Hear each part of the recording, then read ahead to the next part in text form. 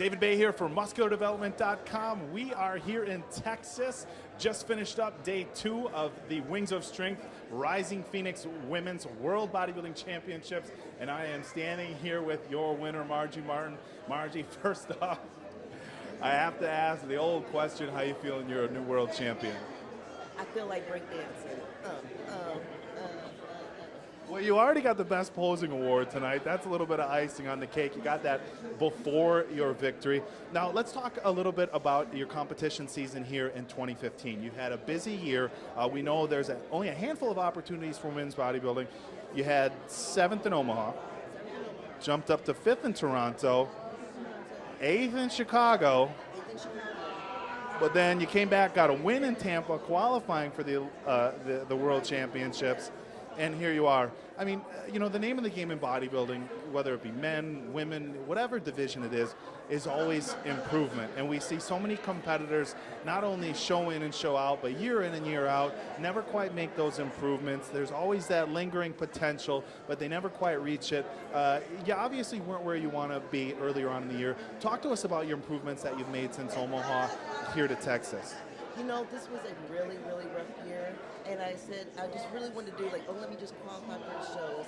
And so it really just didn't work out that way at first. I was going through some personal problems, but I still wanted to push through because I love bodybuilding, and it's just a focus that just, it brings joy to my heart. So if I don't have things in my personal life that was going right, I did have it in bodybuilding. And I'm telling you what, I was expecting better placings, but then now that I look at it, I look at my physique now compared to my Omaha physique, it was like, oh, no. I didn't have it at all. And the thing is that what happened, the biggest thing was that I got talking to some of my other female bodybuilders, and they were like, you know what, you need a better coach. You need a good coach. And so I just got to talking to a friend, and she said, hey, I got the perfect person for you. And then I hired Brandon Ray to coach me. And we started working together right after Toronto, and we brought in a better package for Chicago. Now, Chicago, I was like, man, I feel like I made the improvements, and then I got 8th, and I was like, I got 8th. And I was like, you know what, I want to quit. I really just want to stop and everything else. But I said, you know what, I haven't seen the best of me yet. So I'm still going to dig deep. I'm going to suck it up, and I'm going to push. And that's what I did. And I was so hungry for it. Every time I went into the gym, I saw that 8th place as an opportunity, because nothing will motivate you more than an ass whipping. I will tell you straight up, nothing will motivate you more than that. Well, we see it in this sport sometimes. People have high expectations for themselves, and they get their butt kicks, and we do see it on occasion that guys or women, after suffering a bad loss, they kind of put their head down and run away, or kind of just kind of slip off into wherever. And you see some people, and those people are the ones that usually end up being the real champions. You get knocked down, you get right back up. I mean, obviously from Omaha to Toronto, moving up from 7th and getting in that top 5, not only 2 spots, but, as anybody that's been a bodybuilder, that top 5 is kind of that spot that you want to be in. Even if you're not getting a win, you want to sneak into that top 5. But yeah, I mean, and then it's a regression from Chicago.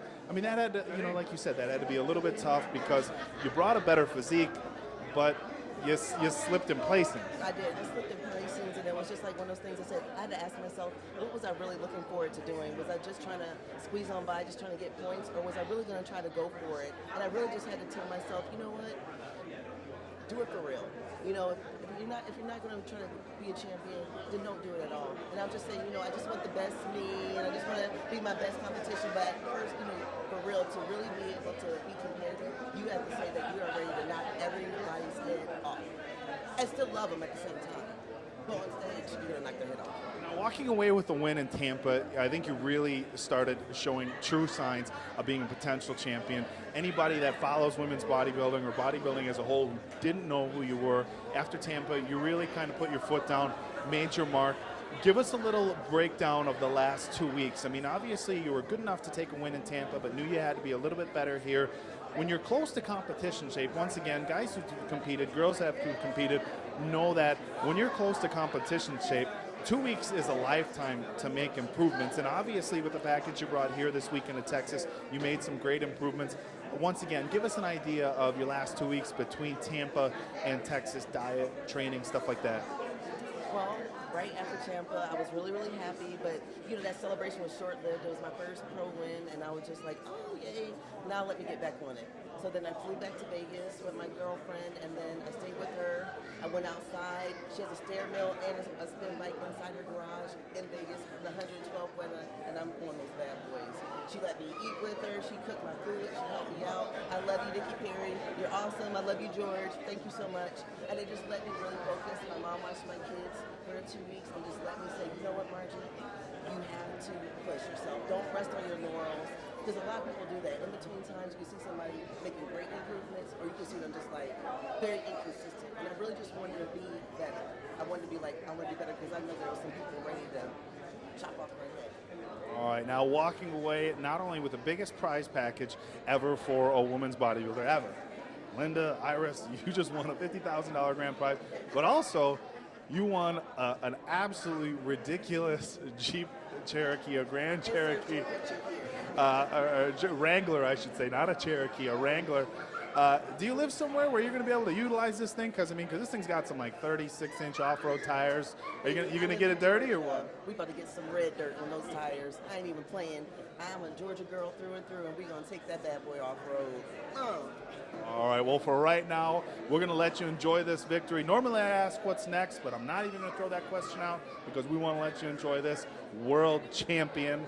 So once again, congratulations from myself, everybody at musculardevelopment.com, and thank you for taking your time to do this interview. Guys, that's going to do it from us. But one more time, David Bay with your new Wings of Strength, Phoenix Rising Women's World Bodybuilding Champion, Margie Martin, for musculardevelopment.com.